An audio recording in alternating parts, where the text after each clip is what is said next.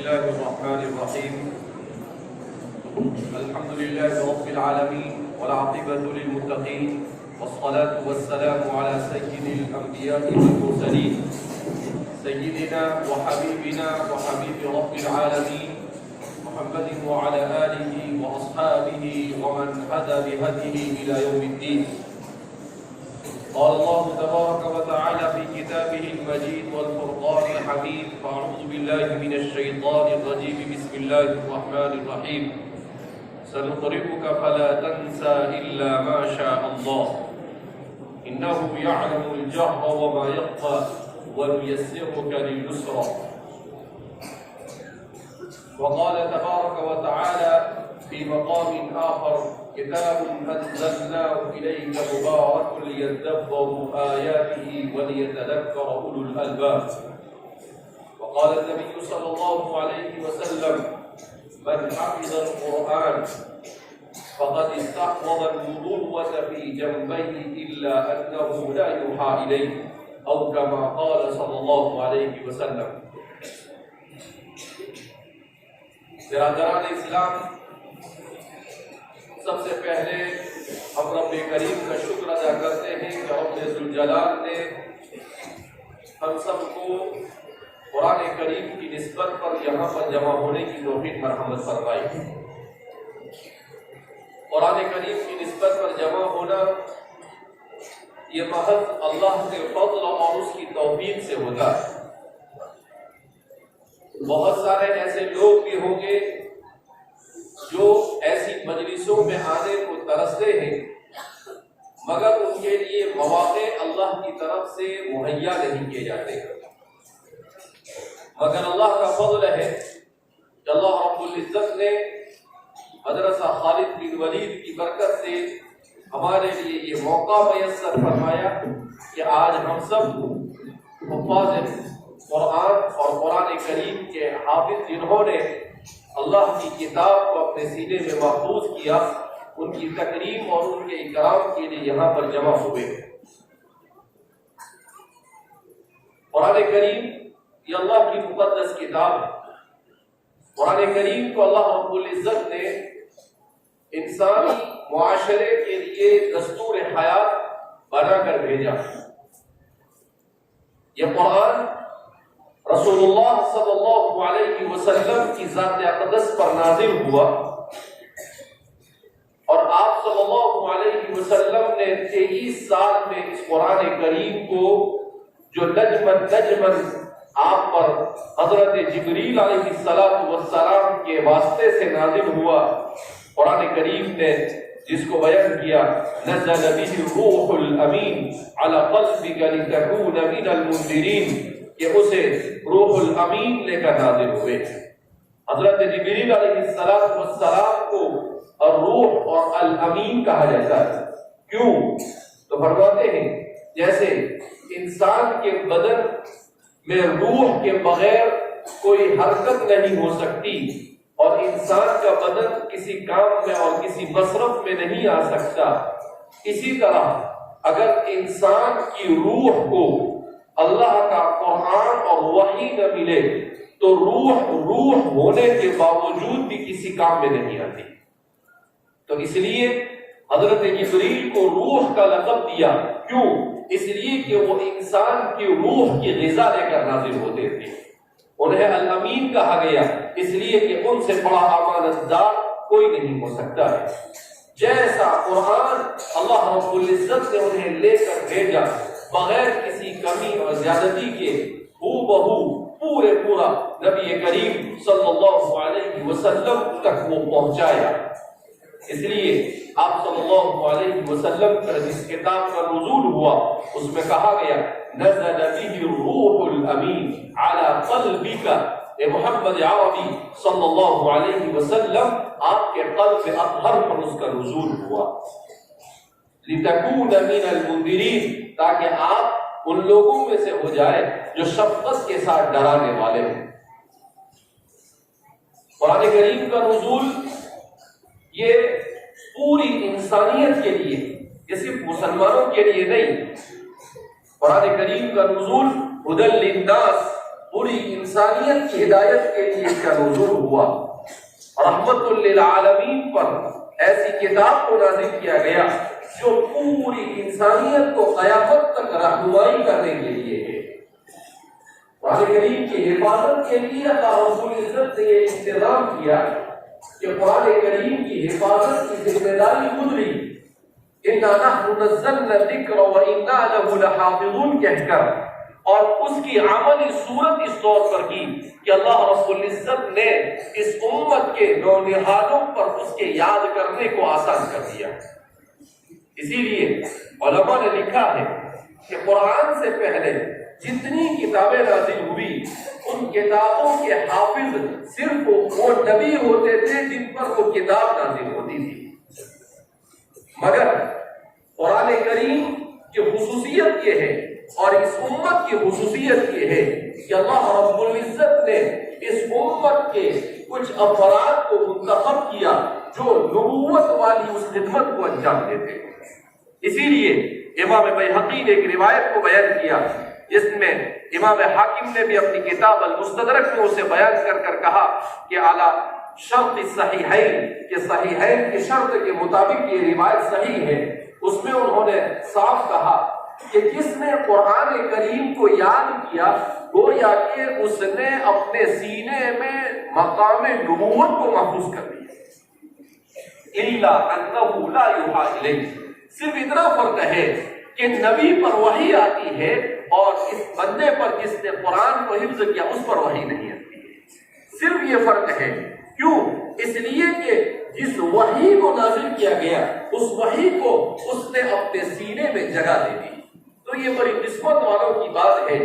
بعض لوگ دنیا میں آج کل مسلمانوں میں کچھ منکرین حدیث، مسلمانوں میں کچھ اپنے آپ کو بہت ہوشیار اور اپنے آپ کو بہت زیادہ ذہین اور اپنے آپ کو روشن خیال سمجھنے والا ماڈرن ذہنیت کا طبقہ ایسا کھڑا ہوا، وہ کہتا ہے کہ قرآن کو حفظ کر کر کیا فائدہ؟ قرآن کو حفظ کر کر کیا؟ قرآن کا حفظ، قرآن کی تلاوت یہ مستقل عبادت ہے۔ اسی لیے امام قرطبی رحمۃ اللہ علیہ نے اپنی کتاب تفسیر قرطبی کے مقدمے میں اس بات کو ذکر کیا ہے۔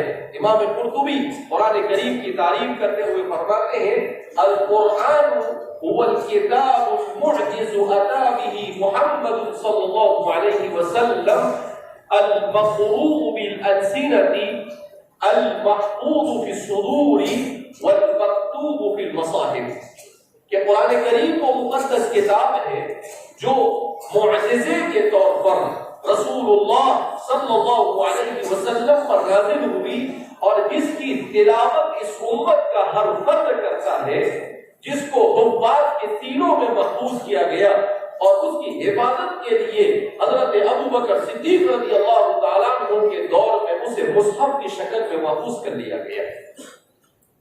تو قرآن کریم کا حفظ یہ ایک بہت بڑی عبادت ہے۔ اس عبادت کے عبادت ہونے کا انکار کرنا یہ گویا کہ اپنی مسلمانی میں شک کرنا ہے۔ اس لیے میرے بھائیو، دوستو، بزرگوں، اپنے آپ کو ضرورت سے زیادہ ایڈوانس سمجھنے کی ضرورت نہیں ہے۔ اگر قرآن کریم کو حفظ کرنا عبادت نہ ہوتا تو اللہ کے رسول کیوں حفظ کرتے؟ حضور نے حفظ کیا اور رسول اللہ صلی اللہ علیہ وسلم اس امت کے سب سے پہلے حافظ، اور آپ حضرت جبریل کو آموختہ اور دوڑ سناتے تھے۔ اسی لیے جس سال نبی کریم صلی اللہ علیہ وسلم کی وفات حسرت آیات ہوئی اور آپ اس دنیا سے چلے گئے، اس سال رمضان میں آپ نے حضرت جبریل کو عرض علی جبریل مرتین، 2 مرتبہ پورا قرآن آپ نے پڑھ کر سنایا۔ آپ امت کے سب سے پہلے حافظ، صرف اس پر اکتفا نہیں کیا، حضرات نے صحابہ کو حفظ قرآن پر آمادہ کیا، اس کے فضائل کو بیان کیا۔ ایک روایت میں حضور نے فرمایا کہ حافظ قرآن قیامت کے دن آئے گا تو قرآن اللہ کے دربار میں آ کر کھڑا ہو جائے گا اور اللہ سے کہے گا اے اللہ، اس نے مجھے اپنے سینے میں محفوظ کیا، اے اللہ آپ اس کا اکرام کیجیے۔ تو اللہ کہیں گے کہ اسے کرامت کا تاج پہناؤ، وہ کہے گا اللہم مزدہ، اے اللہ اس کا مزید اکرام کیجیے، تو فرماتے ہیں کہ اسے کرامت کا لباس پہنایا جائے گا۔ پھر اس کے بعد قرآن کریم کہے گا اے اللہ آپ اس سے راضی ہو جائیے، تو اللہ کہے گا جا میں اس سے راضی ہو گیا، اس کو جنت کا راستہ دکھا دیا جائے گا۔ تو یہ صرف حفظ قرآن کی یہ فضیلت بیان کی گئی ہے۔ اسی لیے حضرات صحابہ کرام رضوان اللہ تعالی عنہم اجمعین کی بڑی جماعت نے قرآن کریم کو حفظ کیا۔ اللہ کے رسول صلی اللہ علیہ وسلم کے زمانے میں ایک واقعہ پیش آیا جس میں 70 حفاظ شہید ہو گئے، جس کو پیر معونہ کا واقعہ کہا جاتا ہے، جہاں پر 70 صحابہ کرام شہید ہوئے۔ حضرت ابوبکر صدیق رضی اللہ تعالیٰ عنہ کے زمانے میں مسیلمہ ابن حبیب الکذاب کے ساتھ جنگ یمامہ ہوئی۔ اس جنگ یمامہ میں 700 حفاظ صحابہ شہید ہوئے۔ اسی لیے جب حضرت عمر رضی اللہ تعالیٰ عنہ کو اس بات کا اندازہ ہوا تو جنگ یمامہ کے 700 حفاظ کے شہید ہونے کے بعد آپ نے کہا کہ اے ابوبکر قرآن کو محفوظ کر لیا جائے، اسے لکھ لیا جائے، اس لیے کہ یہ حافظ اس طرح سے جنگوں میں شہید ہو جائیں گے تو مجھے ڈر لگتا ہے کہ کہیں قرآن کریم ضائع نہ ہو جائے۔ تو پھر حضرت ابوبکر نے اس پر اپنی اطمینان کا اظہار کیا اور حضرت زید بن ثابت رضی اللہ تعالیٰ عنہ کو بلا کر قرآن کریم کو جمع کرنے کا حکم دیا۔ حضرت زید بن ثابت فرماتے ہیں رب ذوالجلال کی قسم اتنی بڑی ذمہ داری تھی کہ اگر مجھے یہ کہا جاتا کہ احد پہاڑ کو یہاں سے اٹھا کر دوسری جگہ پر رکھ دو تو یہ میرے لیے آسان تھا، مگر قرآن کا جمع کرنا میرے لیے آسان نہیں تھا، اس لیے کہ بہت بڑی ذمہ داری تھی۔ مگر قربان جائیے سیدنا حضرت زید بن ثابت رضی اللہ تعالیٰ عنہ پر انہوں نے بڑی محنت اور جانفشانی کے ساتھ اور بڑی تحقیق کے ساتھ قرآن کریم کے سورہ فاتحہ سے لے کر سورہ ناس تک مکمل ایسا ہی جمع کیا جیسا کہ قرآن رسول اللہ صلی اللہ علیہ وسلم کی ذات اقدس پر نازل ہوا تھا۔ وہ فرماتے ہیں کہ ایک ایک آیت کو، اس لیے کہ رسول اللہ صلی اللہ علیہ وسلم پر جب وحی نازل ہوئی اس زمانے میں ہمارے زمانے کی طرح کاغذ اور پین کی فراوانی نہیں تھی، نہ پین ہوتے تھے، نہ قلم ہوتے تھے، اور نہ ہی پینسل ہوتے تھے، نہ کاغذ ہوتے تھے۔ حضور پر جب وحی کا نزول ہوتا تھا صلی اللہ علیہ وسلم تو جو صحابی لکھنے والے آپ کے پاس موجود ہوتے تھے ان کے پاس اگر کاغذ ہوتا تو اس پر لکھ لیتے، ان کے پاس اگر چمڑا ہوتا تو اس پر لکھ لیتے، ان کے پاس اگر کپڑا ہوتا تو اس پر لکھ لیتے، ان کے پاس اگر درختوں کے پتے ہوتے تو اس پر لکھ، جو محضر ہوتا اس پر لکھ لیتے تھے، اور وہ سب صحابہ کے پاس منتشر تھا، ان سب کو جمع کیا۔ پھر اس کے بعد جو جید حافظ قرآن صحابہ تھے ان صحابہ کو پڑھ کر سنایا، اور پھر اس کے بعد کئی صحابہ نے جب اس کو کہا کہ ہاں ہم نے ایسا ہی پڑھا اور ایسا ہی یاد کیا ہے، جب اطمینان ہو گیا تب جا کر آپ نے قرآن کریم میں اس کو شامل کیا۔ قیامت تک لوگ قرآن پڑھتے رہیں گے اور اس کا ثواب حضرت عمر کو بھی ملتا رہے گا، حضرت ابوبکر کو بھی ملتا رہے گا، اور حضرت زید بن ثابت کو بھی ملتا رہے گا۔ من دل علی الخیر کفاعل، ایسا قرآن محفوظ ہوا کہ امام قرطبی نے ایک عجیب واقعہ اپنی تفسیر میں ذکر کیا ہے یحییٰ بن اکثر کے حوالے سے۔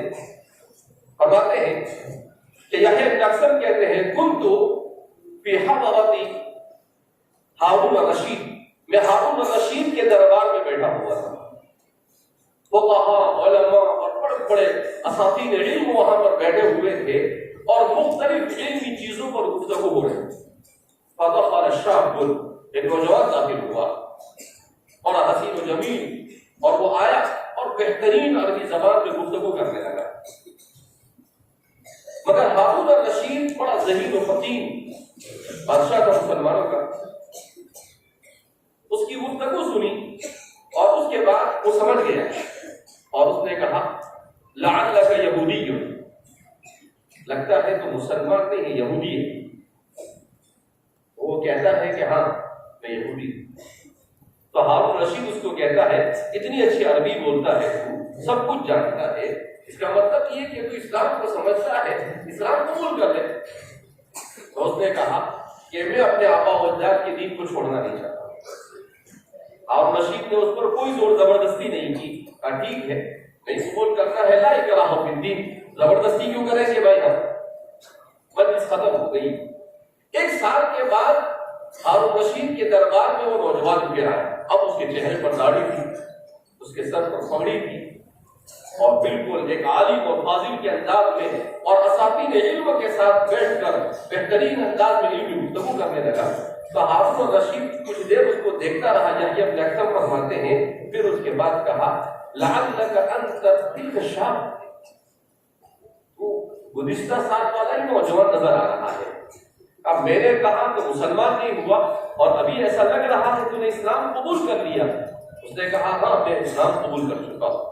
کہا کہ آپ ہمیں اپنے اسلام میں داخل ہونے کی وجہ بیان کیجیے کہ تب کیوں نہیں قبول کیا اور ابھی کیوں قبول کیا؟ اس نے عجیب قصہ سنایا۔ یحییٰ ابن اکثم بیان کرتے ہیں کہ وہ کہنے لگا کہ ہارون الرشید ہوا یہ کہ آپ نے مجھے کہا تو میرے دل میں بات آئی کہ ذرا دیکھیں اسلام کا جائزہ ہے، اسلام سچا مذہب ہے یا نہیں۔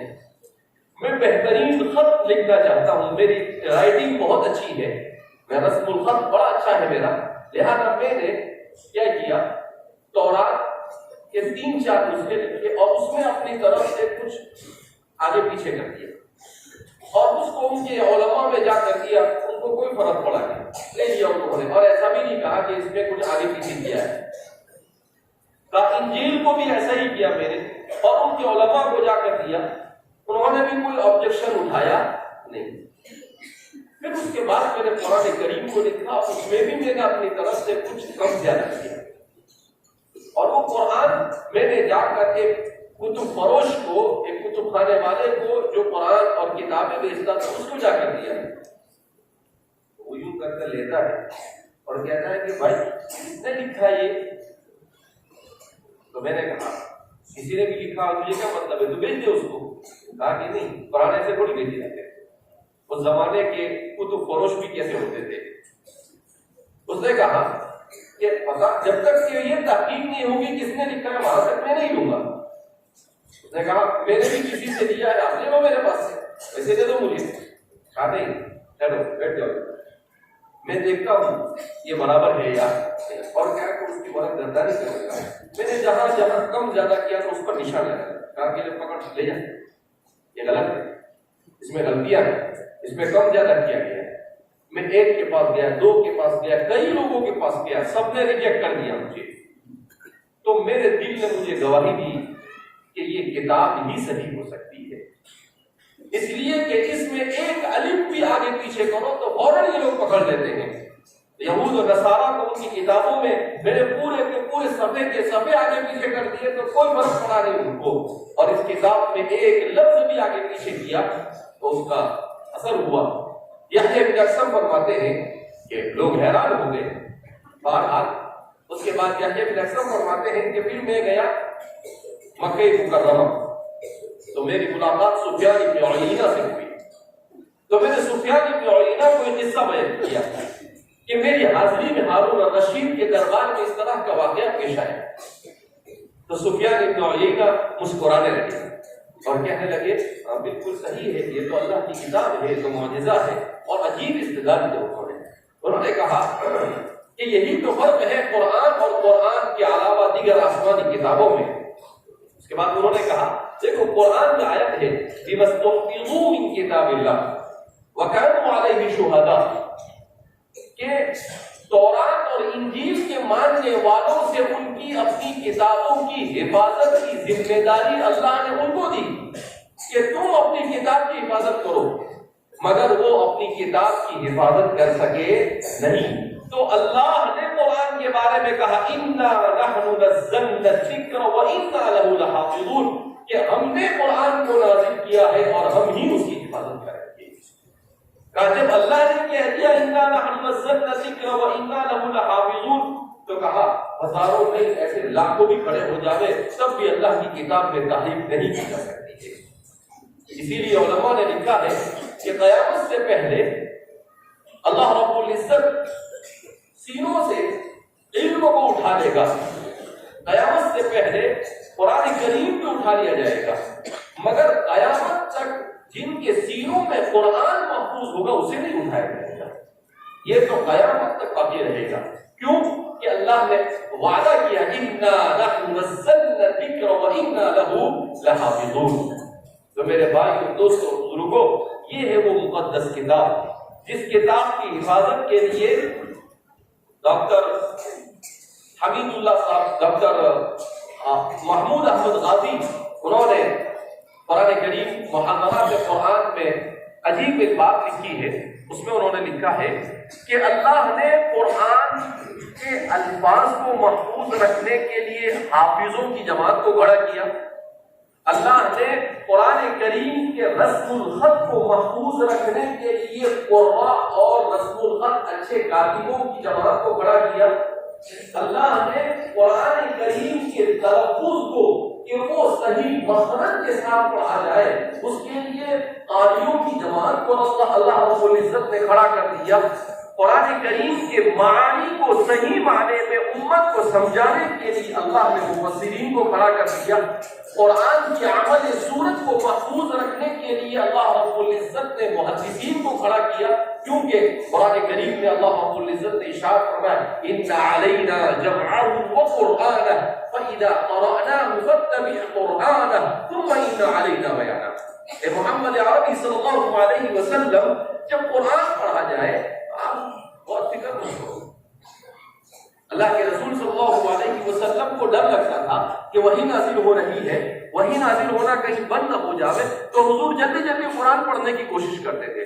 کہا لا تعجل بالقرآن من قبل ان یوحى الیہ، آپ جلدی مت کرو، ان علینا جمعہ، ہماری ذمہ داری ہے آپ کے سینے میں اس کو محفوظ رکھنا، اسے آپ کی زبان سے صحیح پڑھانا، یہ بھی ہماری ذمہ داری. اللہ اکبر، کیسے اللہ کی کتاب.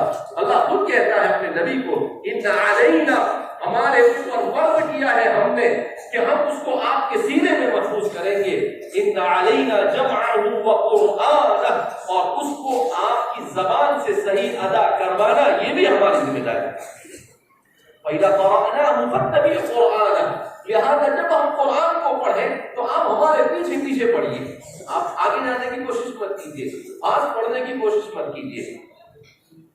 تم ان علینا بیان، اللہ کہتے ہیں اے میرے محمد آپ فکر مت کرو، صرف اس کو آپ کے سینے میں محفوظ کرنا، صرف آپ کی زبان سے ادا کروانا ہی کہ ہماری ذمہ داری نہیں، بلکہ اس کی صحیح تفسیر کر کر اس کے معنی کو بیان کرنا بھی ہمارے ذمہ ہے. تم ان علینا بیان، ہم نے اپنے ذمے فرض کیا ہے کہ اس کی تفسیر بھی آپ کی زبان سے ہم کروائیں گے. تو فرماتے ہیں کہ حضرات محدثین نے قرآن کریم کی تفسیر ہے علم حدیث، حضرات محدثین نے اس کی عملی صورت کو محفوظ کیا، اور حضرات فقہاء نے امت کو قیامت تک قرآن کی روشنی میں قرآن پر کیسے عمل ہوگا اس عملی شکل کو محفوظ کرنے کے لیے حضرات فقہاء نے اپنی ذمہ داری ادا کی. تو ایسی جماعتیں ہر زمانے میں کھڑی ہوئی جس نے قرآن کریم کی حفاظت کا ذمہ لیا. اس قرآن کریم اسی لیے کہتے ہیں ہمارے ہندوستان میں انگریزوں نے جب مسلمانوں کا ولولہ، مسلمانوں کا شوق اور مسلمانوں کی شان دیکھی تو ایک انگریز نے کہا کہ مسلمانوں کو کمزور کرنا ہے تو ایک کام کرو. کہا کہ قرآن کریم کے سارے مصحف جتنے بھی قرآن کے نسخے ہیں سب جمع کر لو، ان سب کو جمع کر لو. یہ قرآن جب پڑھنا اور قرآن کو سمجھنا اور قرآن پر ان کے پاس نہیں رہے گا تو آٹومیٹک ہم ان پر غالب آ جائے. تو انہوں نے قرآن کے سارے جمع کرنا شروع کر دیا. ایک مسلمان عالم نے دیکھا کہ یہ بیوقوفی کر رہے ہیں تو انہوں نے کہا کہ ادھر کیا کرتا ہے، بولے قرآن کے نسخے جمع کرتا ہے. کہا کتنے کرنا کر. اس کے بعد وہ دو چار چھوٹے بچوں کو پکڑ کر لائے جو قرآن کے حافظ تھے، کوئی 8 سال، کوئی 10 سال، کوئی 12 سال. سورت قرآن، وہ بچوں نے قرآن پڑھنا شروع کیا. کہیں سے بھی پوچھتے تھے بچے فٹافٹ پڑھتے تھے. انہوں نے کہا کہ ایک قرآن کے نسخوں کو تم جمع کرو گے، جو قرآن سینوں میں محفوظ ہے اس کو کیسے مٹاؤ گے؟ جو قرآن سینوں میں محفوظ ہے اس کو تم کیسے مٹاؤ گے؟ تو میرے بھائی دوستو بزرگوں، اس امت کو دشمن نے جب بھی کمزور کرنے کی کوشش کی ہے اس نے قرآن کو مٹانے کی کوشش کی. اسی لیے صلاح الدین ایوبی کے زمانے میں جب انہوں نے اس کو فتح کیا بیت المقدس کو، اس کے بعد صلیبیوں کے ساتھ جو 12 جنگیں ہوئی ان جگہوں میں ان کا ایک بادشاہ تھا لویس التاسع، وہ پکڑا گیا۔ وہ پکڑے جانے کے بعد اس کو بہت بڑی رقم دے کر انہوں نے چھڑا لیا، صلاح الدین ایوبی کے پاس تھے۔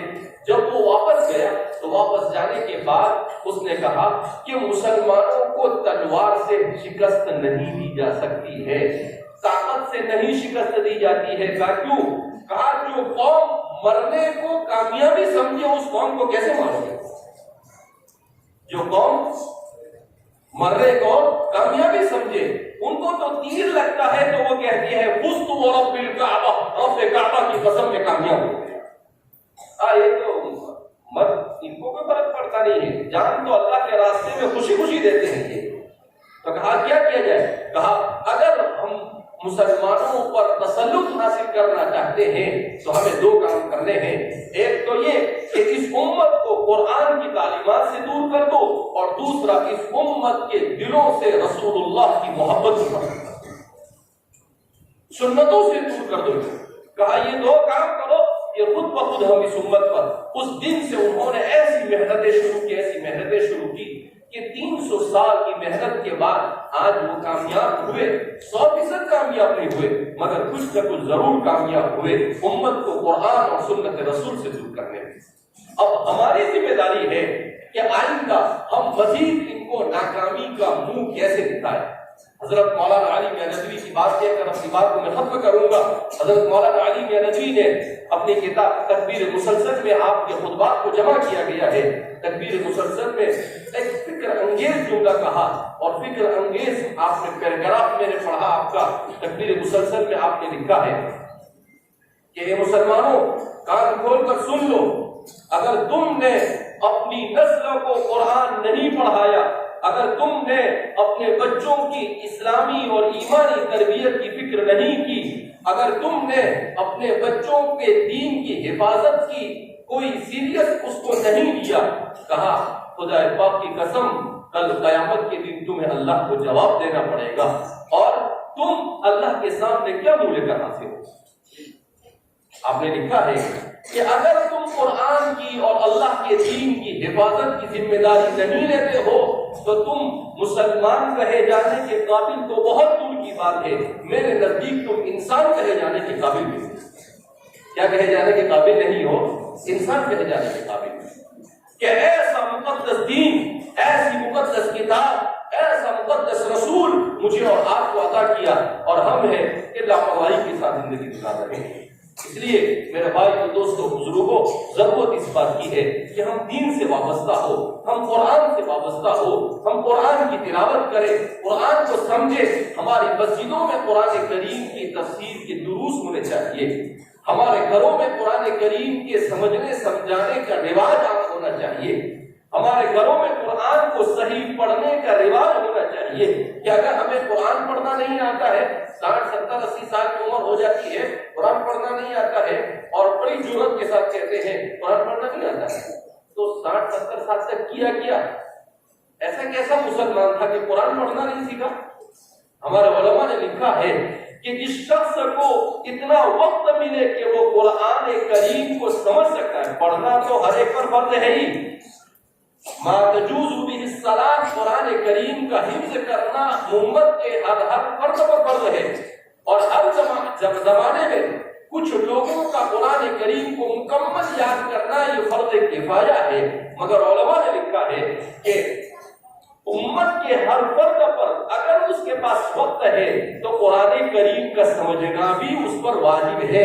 اگر اس نے اپنے پاس وقت ہونے کے باوجود قرآن کریم کو نہیں سمجھا تو کل قیامت کے دن اسے اللہ کے سامنے جواب دینا پڑے گا۔ آج قرآن کو سمجھنے کی اتنی بڑی ذمہ داری سے ہم کتنے دور ہو چکے ہیں۔ ہمارے پاس کالج میں پڑھنے کے لیے، ہمارے پاس بڑے بڑے لیکچر دینے کے لیے، ہمارے پاس موبائل میں گھنٹوں وقت کھپانے کے لیے بہت وقت ہے ہمارے پاس، مگر اگر ہمارے پاس وقت نہیں ہے تو اللہ کی کتاب کو سمجھنے کے لیے وقت نہیں۔ کتنے افسوس کی بات ہے۔ علامہ اکبر شاہ کشمیری رحمۃ اللہ علیہ کے بارے میں آتا ہے کہ وہ قرآن کے حافظ نہیں ہوئے، بہت بڑے محدث تھے۔ کسی نے کہا کہ حضرت کیوں حفظ نہیں کیا؟ کہا میں جب قرآن لے کر بیٹھتا ہوں تو عشاء کی نماز کے بعد قرآن لے کر کئی مرتبہ بیٹھا تو صبح تک اس پر میں غور ہی کرتا رہا، اس کی تفسیر پر سوچتا ہی رہا، سورہ فاتحہ ختم نہیں ہوا وہاں تک کہ فجر کی اذان، سورہ فاتحہ ختم نہیں، اس سے پہلے کیا ہو گئی؟ فجر کی اذان ہو گئی۔ امام بیضاوی رحمۃ اللہ علیہ نے قرآن کریم کی تفسیر لکھی ہے، اس کو میں پڑھاتا ہوں تو مجھے بڑی حیرت ہوتی ہے، اللہ کے بندے نے کیسے عجیب و غریب قرآن کریم کی تفسیر لکھی ہے، تمام تفسیروں کا خلاصہ جمع کیا ہے، اس کو اب تک کے 30 سے 40 درس ہو گئے، ابھی سورہ فاتحہ ختم نہیں ہوئی۔ ایسا بھی نہیں کہ زبردستی تقریر کی جاتی ہے، انہوں نے ایسے علوم و معارف کو اس میں بیان کر دیا ہے، اللہ اکبر، کہ انسان حیران ہو جاتا ہے۔ سورہ فاتحہ کو امام بیضاوی نے جو سمجھایا ہے، خدا پاک کی قسم اگر ہمارے علماء اس کو آسان انداز میں امت کو سمجھا دے، امت کا ہر فرد قرآن سے عشق کرنے لگ جائے۔ اس لیے میرے بھائی دوستو بزرگوں، ہم قرآن کو پڑھنے، قرآن کو سمجھنے، اس پر عمل کرنے، اس کی طرف دعوت دینے اور اپنے گھروں میں قرآن کی تلاوت کا ماحول بنانے کی فکر لے کر جائیں۔ یہاں پر آئے تو ایسا نہیں کہ 12 حافظ ہو گئے، ماشاءاللہ، سبحان اللہ، اللہ اکبر، نعرہ تکبیر بول دیا اور چلے گئے۔ نعروں سے کچھ نہیں ہونے والا ہے، عملی زندگی میں اترنا پڑے گا، قرآن کریم کی تلاوت کا عادی بنانا پڑے گا، اپنے آپ کو قرآن پر عمل کرنے کے لیے اپنے نفس کے ساتھ جہاد کرنا پڑے گا، وجاہدوا باللہ حق جہادی، جہاد کا حق ادا کرنا پڑے گا۔ کون سے جہاد؟ اپنے نفس کے ساتھ جہاد۔ آپ کا نفس کہتا ہے کہ نماز نہیں پڑھنی ہے، آج آپ ہماری مسجدوں میں جا کر دیکھ لو، فجر کی نماز میں کتنے ہوتے ہیں؟ 2-4 بڈھے ہوتے ہیں جن کو پتا ہوتا ہے کہ کچھ دنوں میں جانا ہے دنیا سے، اس کے علاوہ کہ سارا نوجوان ہمارا بستر میں سو رہا ہے۔ اللہ کے رسول صلی اللہ علیہ وسلم نے ارشاد فرمایا، من صلی الفجر فهو فی ذمۃ اللہ، جس نے فجر کی نماز پڑھی وہ اللہ کی گارنٹی میں چلا جاتا ہے، یعنی اللہ اس کا ضامن بن جاتا ہے۔ جیسے کسی کو جیل سے چھڑانا ہو تو ضامن چاہیے نا، اللہ اس کی ذمہ داری لیتا ہے۔ اتنا بڑا وعدہ، اور ہم ہیں کہ آرام سے مست سو رہے ہوتے ہیں۔ میرے بھائی دوستوں بزرگوں، ایسی غفلت کے ساتھ زندگی نہیں گزاری جاتی ہے، ایک ایک پل کا کل قیامت کے دن اللہ کو جواب دینا ہے۔ اللہ پوچھے گا کہ تم کو زندگی دی تھی، کیا کیا تم نے؟ تو ہم اللہ کو یہ کہیں گے، اللہ کھایا پیا اور سوتے رہے، اللہ کھایا پیا اور موبائل کے اندر میں واٹس ایپ اور فیس بک اور پتہ نہیں کون سے یہ اپنے وقت کو ضائع کرتے رہے، گیم کھیلتے رہے، کرکٹ دیکھتے رہے، سیریل دیکھتے رہے، فلمیں دیکھتے رہے۔ ہم اللہ کو یہ جواب دیں گے، کیا منہ لے کر اللہ کے سامنے حاضر ہوں گے؟ گھر میں ہر مرد موبائل لے کے بیٹھا ہے، کوئی فلم دیکھ رہا ہے، کوئی گانے سن رہا ہے، کوئی کیا کر رہا ہے۔ یہ کہاں کی مسلمان ہے؟ مسلمان تو وہ ہوتا ہے جو اپنی زندگی کے ایک ایک منٹ کو اللہ کی رضا والے اعمال میں گزارنے کی کوشش کرتا ہے۔ کیوں؟ میں اور آپ اس دنیا میں کیوں آئے؟ ابتغاء مرضات اللہ، اللہ کی رضامندی کو حاصل کرنے کے لیے۔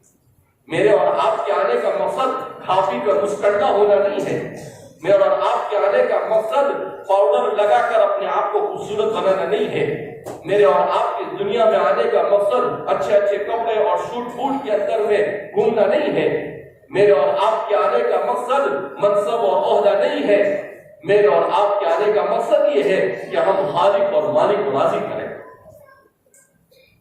اگر ہم نے خالق اور مالک کو راضی کیا تو یہ زندگی کامیاب ہے، اور اگر ہم اس کو راضی نہیں کر سکے تو چاہے ہمیں وزیر اعظم کی کرسی مل جائے، چاہے ہمیں کائنات کی پوری دولت مل جائے، چاہے ہمیں عزت کے باعروج پر پہنچ جائے، خدا پاک کی قسم کوئی کامیابی نہیں۔ لو كانت الدنيا جناح بعوضة لما سقى كافرا شربة ماء، اگر اس دنیا کی حیثیت اللہ کے نزدیک مچھر کے پر کے برابر بھی ہوتی تو اللہ کافر کو ایک گھونٹ پانی نہ پلاتا۔ اللہ کے نزدیک کوئی حیثیت نہیں، یہ دنیا کیا ہے؟ کوئی مچھر کے پر کے برابر بھی اس کی حیثیت نہیں۔ متاع الدنیا قلیل۔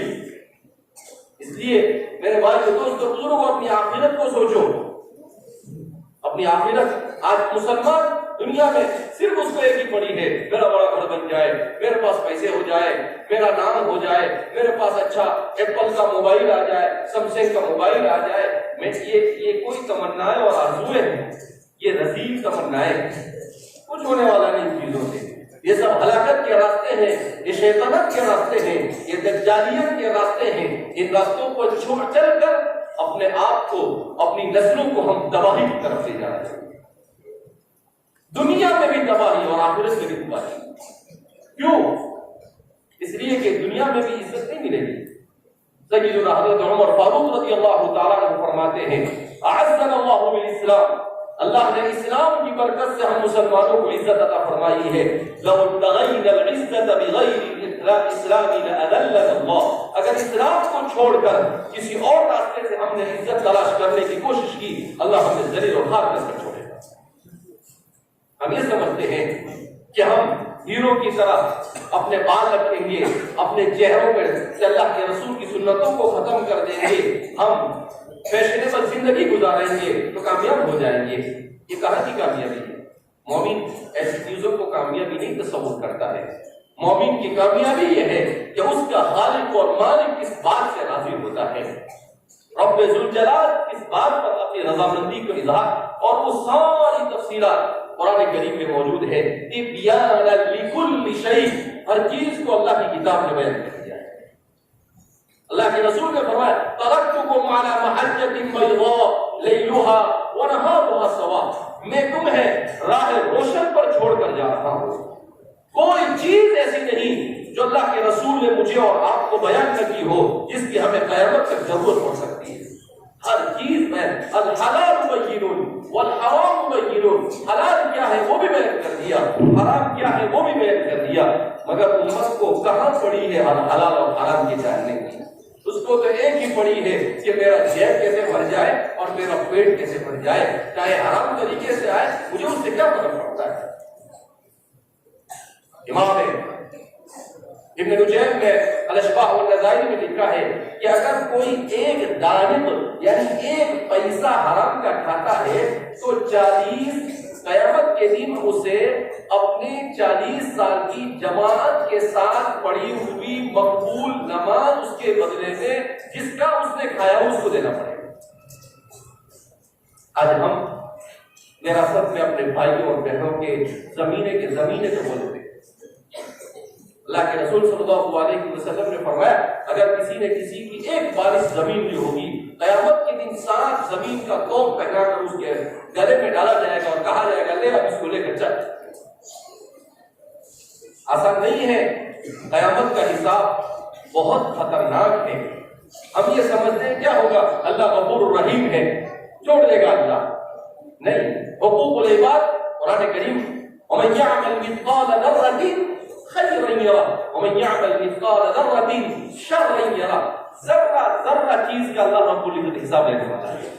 اس لیے میرے بھائی دوستوں بزرگوں اپنی آخرت کو بنانے کی کوشش کریں، اور وہ کتاب و سنت کی روشنی ہی میں ہو سکتا ہے۔ اللہ رب العزت مجھے اور آپ کو صحیح معنی میں اللہ کی کتاب کو سمجھنے، اللہ کی کتاب کو پڑھنے اور اس پر عمل کرنے کی توفیق مرحمت فرمائے۔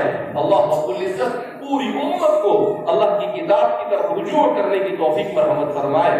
حافظ ہونے والے ہمارے حفاظ کو اللہ رب العزت ان کے سینے میں قرآن کریم کو قیامت تک محفوظ فرمائے، قرآن کے علوم کو ان پر منتشر فرمائے، ان کے پیچھے محنت کرنے والے اساتذہ، انتظامیہ اور جتنے بھی ہمارے معاونین اور محسنین جو ان کے لیے محبت کرنے والے، ان کے لیے دعا کرنے والے ہیں، ان سب کو اللہ دارین میں بہترین اجر عطا فرمائے، اور اللہ رب العزت ہم سب کو اپنی رضا والے اعمال کی توفیق مرحمت فرمائے۔ وآخر دعوانا الحمد للہ رب العالمین۔